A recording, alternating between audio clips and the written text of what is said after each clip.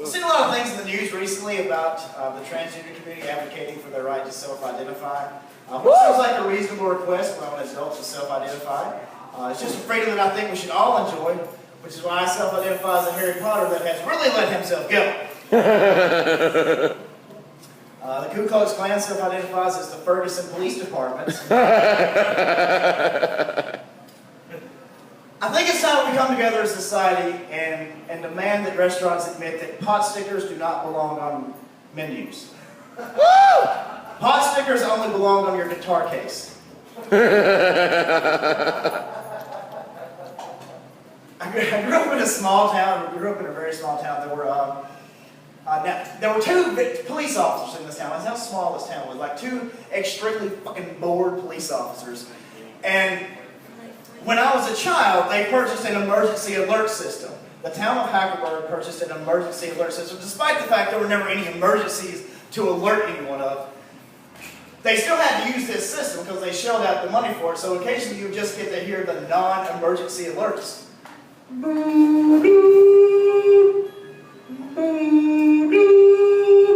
Attention all Hackleburg Fire and Rescue. Attention all Hackleburg Fire and Rescue. No fire, no fire. We're fixing to have a cookout down at Free Will Baptist this weekend. Reverend Cantrell has asked you please refrain from bringing alcoholic beverages to the event unless they are purchased from Reverend Cantrell. Tommy was bringing a casserole. Now you may have detected from that last bit I'm fairly Southern. I talk this way because I grew up in Alabama. Now, Alabama. I'm Alabama. Are you really? Wait, There we go. That's the first time I've gotten a positive response from admitting that I'm from Alabama. Crimson. Usually people give me shit about that, and I think it's because Oklahomans don't realize that it's the same state. Like Oklahoma, Alabama's really just Oklahoma-like. Like the tornadoes are smaller and the myth is weaker, but it's the same fucking state. It's better than Texas. It's everything better than Texas. Really, there's a lot more similarities than differences between Alabama and Oklahoma.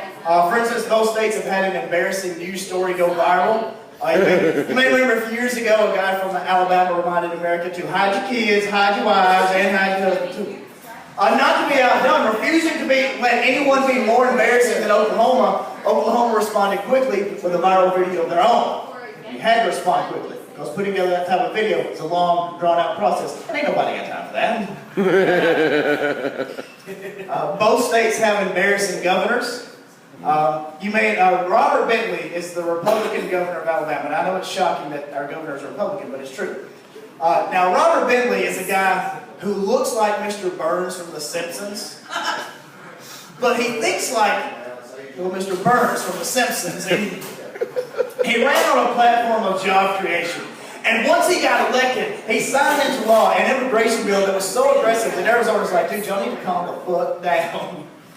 Then he got straight back on the job creation, bought a huge Mercedes plant in Alabama, created a lot of good paying jobs.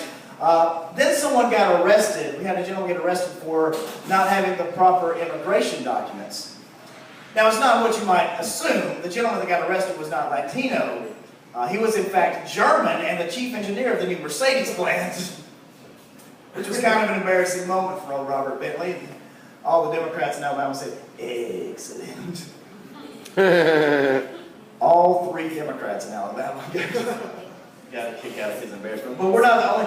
Oklahoma also has an embarrassing governor. Mary Fallon got reelected. Yeah, there's always a groan. There's always somebody that sounds like they're getting like ass fucked whenever you mention that man's name. I don't know. Yeah, I hope she does. She would enjoy it more than you might assume. Now, everybody apparently hates this person. I don't know who the fuck voted for her, but she did something I really enjoyed. When she was running for re-election, there was a huge gun store that opened up in OKC, as gun stores are oft to do in Oklahoma. And the gun store said, we need a really good publicity stunt. Mary Fallon said, I also need a really cool publicity stunt. And the two merged in a beautifully Oklahoma moment when Mary Fallon drove a tank over the top of a Nissan car. She then went inside, bought a beer at the bar. Did I mention this place was a bar and a gun store? You couldn't be more Oklahoma if you were a bar, gun store, tornado shelter, meth lab. She then went off to the firing range, fired off a couple hundred rounds from a Gatling gun, and appeared to have an orgasm.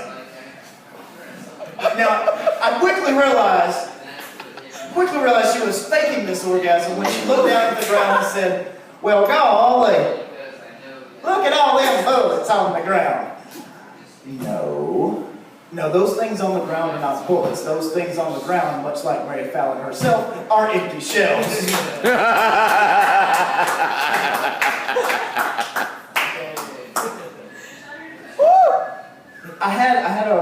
My senior in college, I dated this girl that was real fucking out of my, most women are out of my league, but this one in particular, she was a real perfectionist. Like, she's the type of person that had a 4.0 from kindergarten to grad school.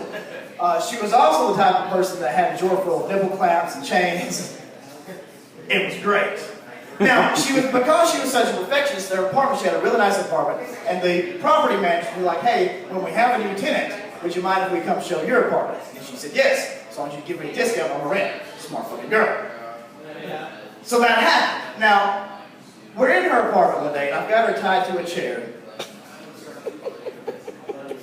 wearing nothing but nipple clamps, a ball gag. And I've got a whip, and I'm just like whipping her. And she's loving it. She's absolutely loving it. Like, she's dripping wet. In the chair, there's just a puddle of, well, you know what there's a puddle of. But anyway, and about the time where she's really getting into it, there's a knock on the door. Her eyes get as big around a sausage. She says, "Oh my God, they're here to show my apartment." Actually, she had a ball game in her mouth. She said, "Oh my God, hi." But I started to go outside to the living room until I tell them, like, "Give us just a few minutes." But by the time I've made it to the living room, there's a key in the door. The door's already open. I've got nothing I can do. I just grabbed the chair. She had a huge walk-in closet, and I just drug her into the closet. I was like, "We're just going to wait this one out, babe. I don't know." And that's the closest I've ever come to being a convicted felon. Because everything that happened that day was consensual, but if they open that closet door, no one will believe me. Did you finish? Yes. We had to wait, but yes. It's called passion and a never give up attitude.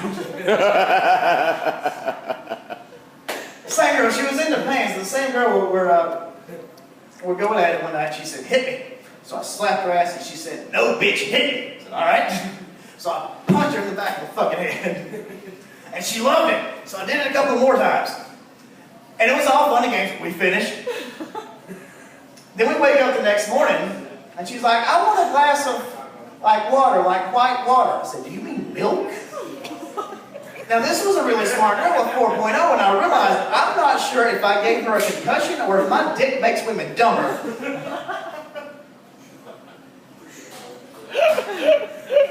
I never figured that out. If there's any women that have a few brain cells to kill, I loan my dick and we'll figure this shit out.